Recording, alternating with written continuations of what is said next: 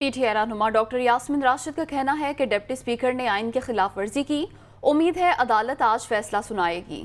انہوں نے ایک مرتبہ پھر رانا ثناء اللہ کو تمام حالات کا ذمہ دار قرار دیا اور فاشسٹ حکومت اپنے انجام کے قریب ہے، یہ بھی کہا۔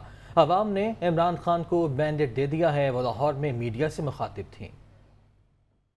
ڈپٹی اسپیکر نے جو حرکت کی تھی اس دن، وہ بالکل وائلیشن تھی جو کمٹمنٹ انہوں نے کورٹ کے ساتھ کی تھی، اور امید ہے کہ انشاءاللہ آج سپریم کورٹ جو ہے وہ ڈیسیجن دے دے گا اپنا، اور انشاءاللہ پنجاب کے اندر جو ہے وہ حکومت ہماری بنے گی۔ فاسسٹ حکومت شاید ہم نے پہلے کبھی بھی نہیں دیکھی ہوگی۔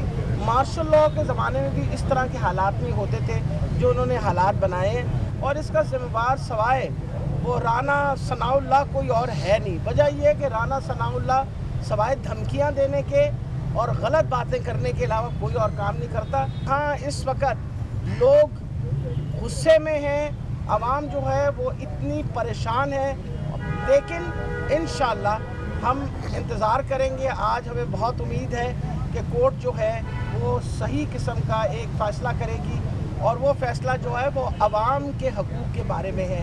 عوام نے خان صاحب کے لیے، تحریک انصاف کو انہوں نے دے دی ہے مینڈیٹ۔